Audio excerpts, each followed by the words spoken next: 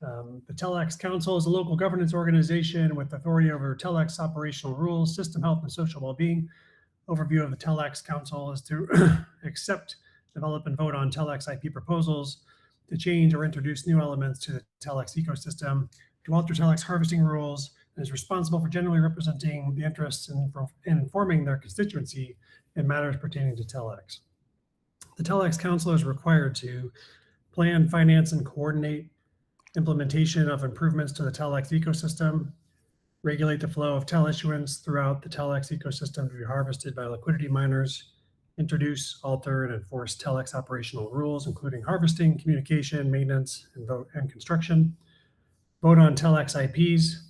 The TELx Council must achieve a 5 of 6 approval rate within 120 hours in order for it to be affirmed, and must attend bi-weekly meetings and rotate responsibilities for hosting, recaps, etc. With that, I do believe we have a brief recap from last week. Thank you, Mike. Yep. So the 42nd TELx Council meeting focused on Merkl adoption, liquidity pool restructuring, and the transition from TEL2 to TEL3. Council members confirmed unanimous support for using Merkl to distribute rewards across existing Uniswap pools. Liquidity providers are not expected to move their positions immediately because the change should mainly affect back-end reward distribution. Remaining implementation work includes coordinated timing, reward collection, operational responsibilities, and a possible joint marketing campaign with Merkl. The Council discussed how incentives should be allocated across Ethereum, Polygon, Base, and future Telcoin network pools. Members agreed that limited incentives should be directed toward pools that deliver strong liquidity, trading volume, ecosystem value, and strategic relevance. The base pool was questioned because its trading volume appears lower despite receiving incentives similar to Polygon. Members also raised concerns that heavily incentivized low volume pools may be easier to game. However, Base was originally introduced to attract Coinbase users and could still have strategic value in the future. Andrew agreed to publish a proposal on the forum for wider community discussion. The proposal will cover pool standardization, base incentives, TEL3 preparations, and the migration of rewards from TEL2 to TEL3 pools. A phased incentive shift was suggested to give liquidity providers time to migrate and consider possible tax implications. And the Council agreed to avoid rush decisions, collect community feedback, and aim to finalise plans before today's meeting. With that, I yield back to Mike. Very well, thank you for that. Appreciate it. The agenda this week kicks off with the TELx, the Merkl delivery dependency roadmap, which Boo has so kindly made some great slides to present for the council this week.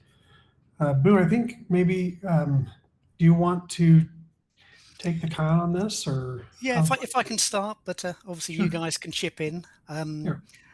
There are 13 steps there. The main thing I want to say, of course, is we've only got 2 parts of them with effective dates at the moment, because we really want to explain to the community just how fluid everything is and show the various things that we are doing. So it may appear we're not doing much, but there's an awful lot of planning that's going on at the moment.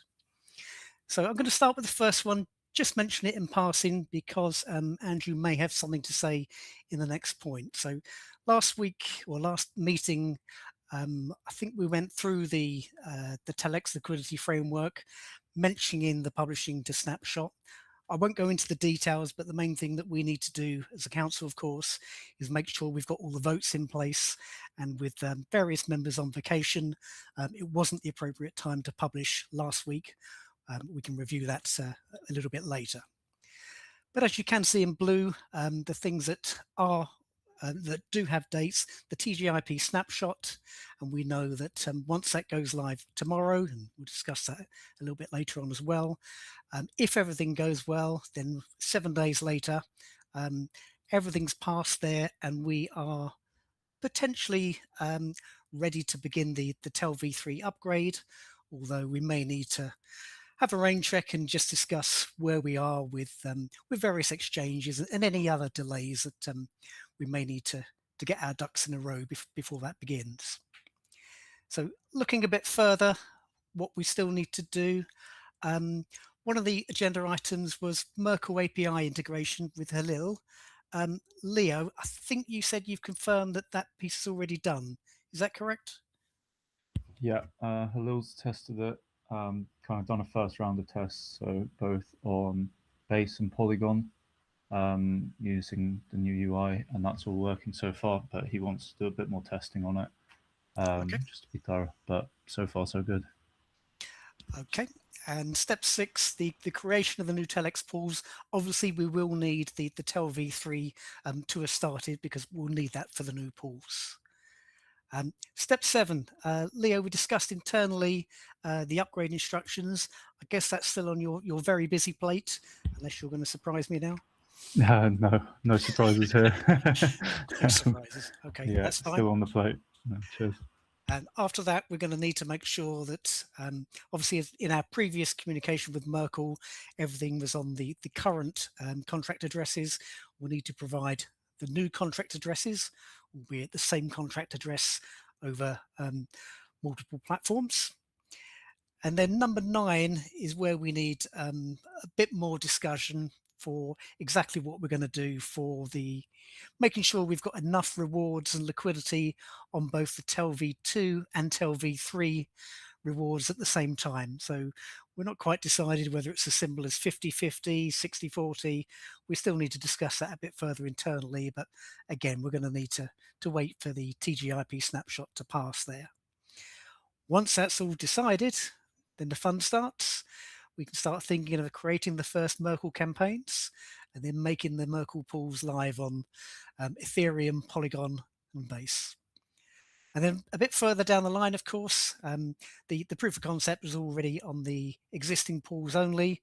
We've still got to go through the technical and commercial discussions we need for the Telcoin network, ready for step 13. Obviously, the Merkl pools live on Telcoin network after mainnet goes live, should I say.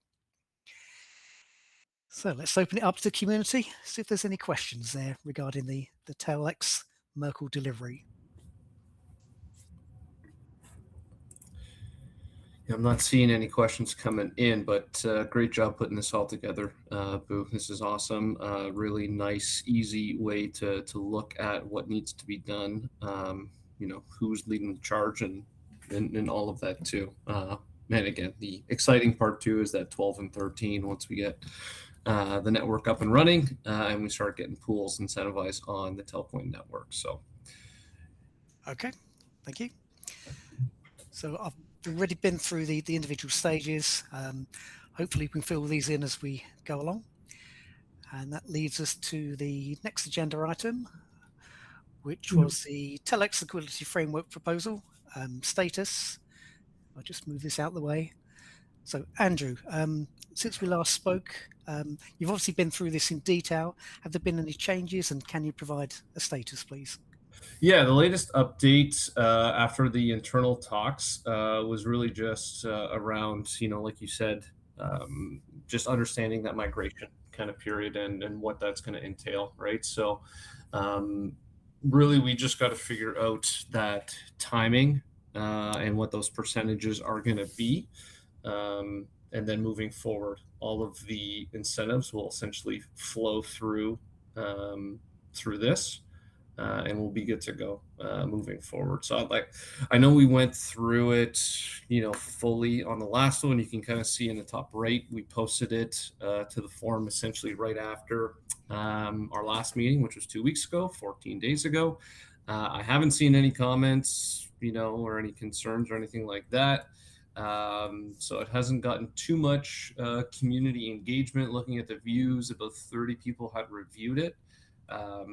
So yeah, really, I think the only thing that we need to finalize is just kind of the migration kind of period on what we're thinking from that perspective. Then I can update it and we can get it to Snapshot this week. I know Eric is on vacation, but he did mention that he would be able to vote, and I believe Ty would be able to vote as well. So I think timing wise, it's okay from that, and then we can kind of get the ball rolling. But my thought process was in terms of the reward migration would be 75% in the new pools, 25% in the old pools over a period of 4 weeks. And the reason why I'm leaning a little bit more towards the new pools is just to try to incentivize people to get that migration done on the TEL2 to TEL3 token sooner, and then get their liquidity moved from either the old balancer or old Uniswap pools to the new Uniswap pools. So maybe I'll open it up and see if you guys have any questions, comments, concerns on that. I think that sounds reasonable. I mean, I don't have any questions about it. I think it's pretty well thought out. Well, thank you. I don't know if I believe in incentivizing the old pool still. I think I'd be at 100%, 0% personally, but The thought, who are we catering for? Yeah. Yeah, the thought there was just because I don't know if everybody is paying 100% as close attention to this. And I want to at least, again, my thought process was to give everybody at least a window and opportunity to migrate and move those funds, right? Again, we rely heavily on the liquidity of the community to facilitate these swaps and have this liquidity available on the TEL token, right? So I'm just trying to balance that perspective of making sure we give everybody enough time to migrate and to move their liquidity, while also trying to push, obviously, with the 75-25 split to get it done sooner rather than later. Okay. Yeah. I guess if people have no liquidity to swap their TEL2 tokens, they'd just migrate would be the route. Yeah, that's a good point. I suppose. Yeah. But Yeah. yeah, it does.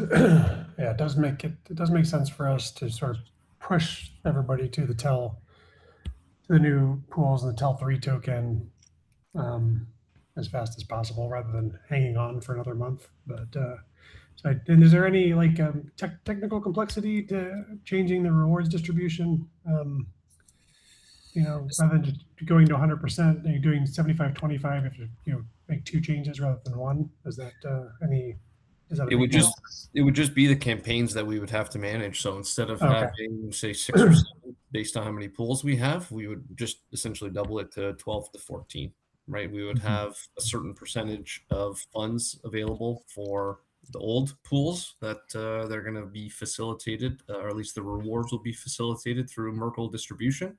And then we would just have to create the new campaigns for the new pools. So it's really just the creation of those campaigns on Merkl from a technical side of what we have to do to set things up. Yeah, lift is the same either way, really. Okay. It doesn't make too much difference. Yeah. Okay. I don't feel strongly about it either way, so I think it's. That sounds good. Maybe I'll try to post that question in the Telegram group, because I think that's probably where most people are, even though that group's been a little quiet lately.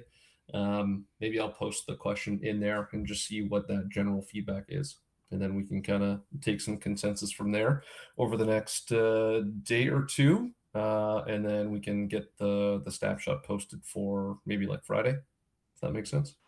Sounds good to me. Yep. Okay, sounds good.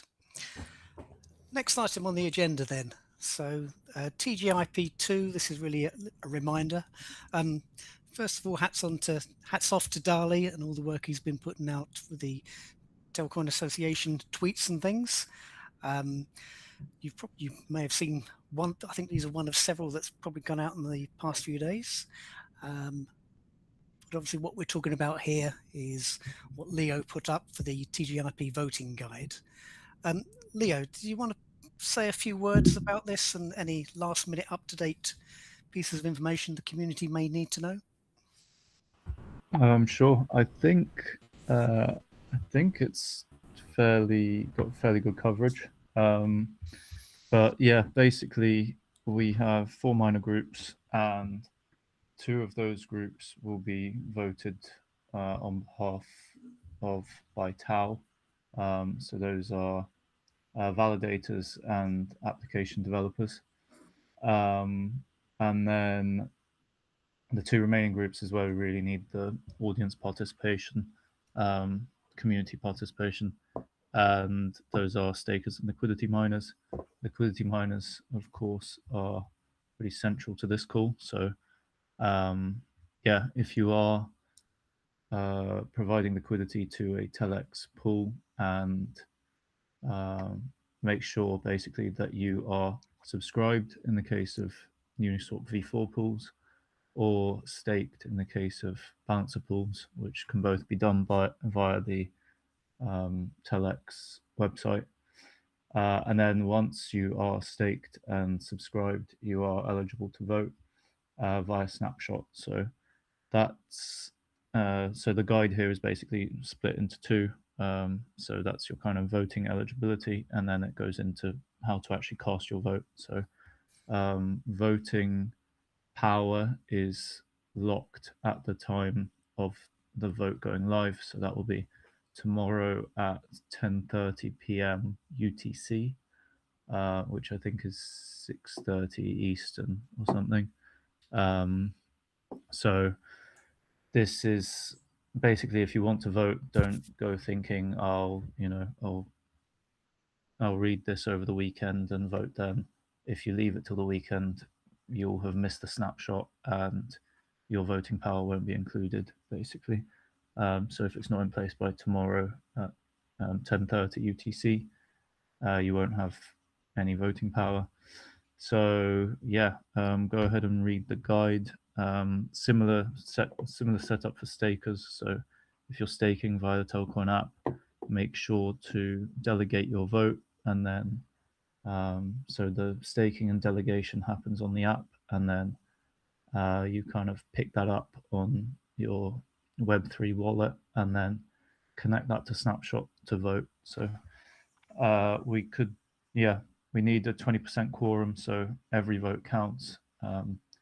If the quorum's not met and the rest of the minor councils vote in favor, it will just be rerunning that vote for the given minor council. So would be great if we can get this through first time.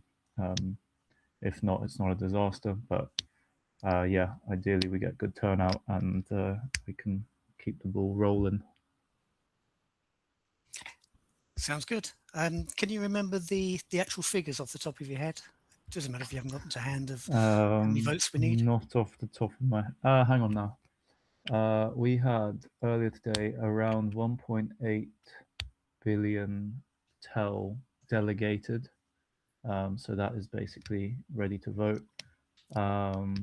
We needed 800 million ish to reach quorum. So what's that? We need just under 50% turnout of the people who are eligible to vote, that is, have delegated their stake. So yeah, should be good. If you're delegated, make sure you vote. We're counting on you. If you're not delegated, go and delegate. Basically, there's still time. You've still got about, what's that, 14 hours or so. Less than 24 hours, should we say?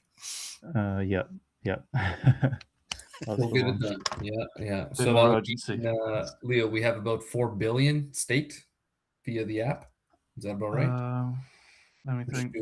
Yeah, that's math? about right. Yeah. Okay. Good maths. Quick maths. Numbers. That's kind of my thing. Okay, that's good. And do we, not to put you on the spot, but do we know what the numbers look like for liquidity miners? I don't know. I know less off the top of my head. So I know everything gets converted into essentially TEL, right? Yeah. So we've got 1.3 billion TEL worth of voting power. So that's kind of after the conversion, which means we need about 261 mil to vote. So. And that's based on what is subscribed and or staked, not necessarily what's in the pool. So it's got to be staked or subscribed via TELx. Correct. Yeah. Yeah, I'm just looking at TELx now. I see 1.66 state, 1.66 million. Okay. Nice. Oh, 1.66 billion. Oh, Oh, I'm thinking actual dollars. Sorry, I was okay. the Okay. the Yeah, conversion. yeah. Gotcha. I can't remember. Does it show you in Snapshot percentage-wise of how things are going? It should. think It should it show should, you yeah. live stats on who's voted with what power and what they voted for. Yeah. I mean, regarding Quorum. Maybe. I don't think it shows quorum for a percentage vote. Okay. I'm sure we had to calculate that manually last time. Yeah, we spread it kept amongst the track of it. community. Yeah, we kept track of it, and then we're updating daily is what we did during elections. Yeah, I'm just trying to look at TGIP1, and it just shows 6.7 billion voted for, 0 against. Doesn't really say anything about quorum. 233 votes, though. Let's see if we can beat that. Yeah.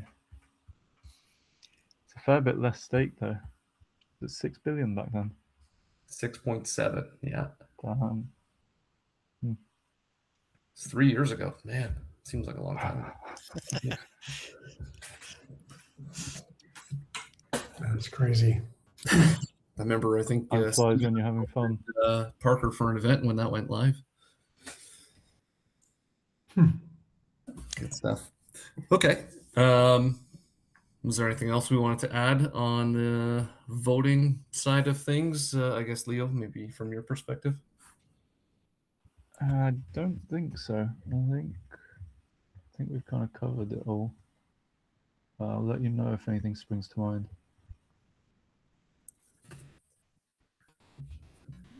Very well. Okay, I think that was kind of the last agenda item. Is there any new topics that have come up, or any questions or Q&A from the crowd, or questions from the council? Pretty straightforward, I think, for me today. I'm good. Okay. Yeah, I'm good. All right, gents, let's wrap it up. Sounds Thanks. good. Yeah, we just we'll say too, just TAN council meeting tomorrow. I think it's at 4 p.m. Leo Eastern. Could be. What time is it now, Eastern? 3:24. Yeah, sounds about right. Yeah, okay. I was just gonna say, because I know the plan was to do a demo with one of the developers, so I'm very excited to kind of see how that plays out and what it looks like. Cool. Yeah. I know Ari did one the other meeting too, but I know Ari knows all about everything going on with us. It's nice to see someone outside kind of playing in the sandbox too. True, yeah. No, it's cool. Looking forward to it. That project's already deployed on testnet also. So the project's live on, so it's gonna be cool to see an outside developer as well. So spotlighting more developers that are planning on building on Telcoin network. So it's gonna be great. People should definitely come up for that. Yeah, agreed. Yeah. Very cool. Exciting times ahead. Love it. Yeah. Awesome. Good. All right. Well, pretty quick one today. Yeah. Everybody have a great week. Okay.